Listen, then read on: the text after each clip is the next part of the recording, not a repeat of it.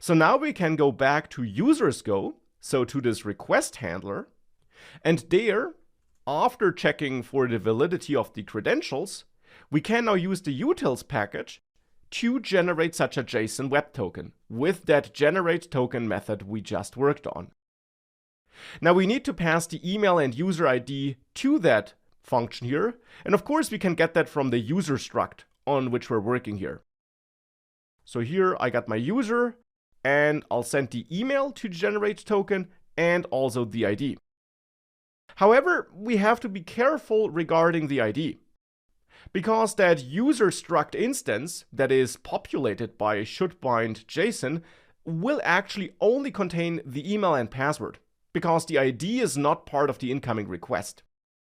Therefore, in order to access the actual ID here instead of its null value, we should make sure that we actually set that ID when we validate the credentials.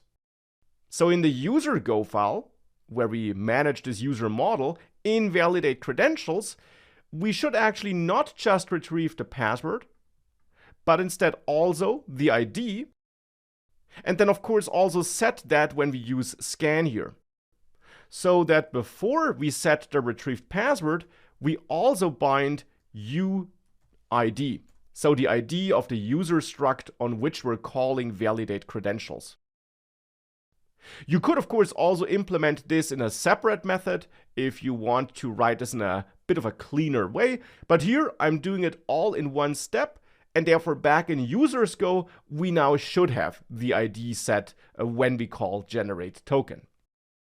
Now generate token will then give us this token or an error. And of course we should check if we got an error, so if that did not work, in which case we want to send back an error response.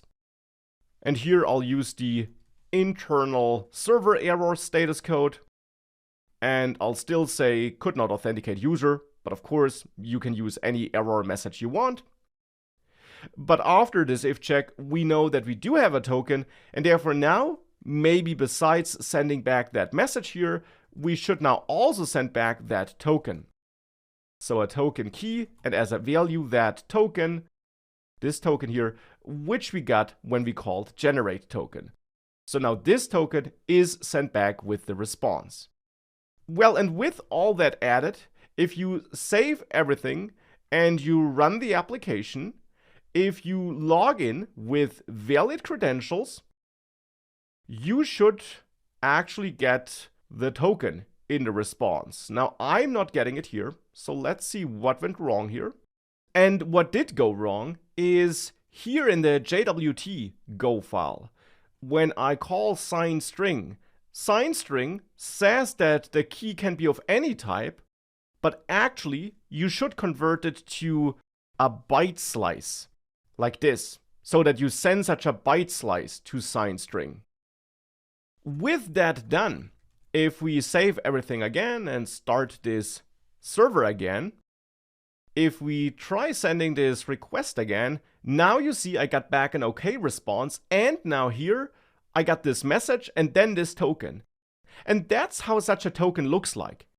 It's really just a long cryptic looking string, but it is a string which we will be able to send back to the server with future requests to protected resources, and the server will be able to take a look at that token and will be able to verify whether that is a token generated by that server, so a valid token that should grant access, or not. And if it is a valid token, we'll send back a success response. If not, we won't.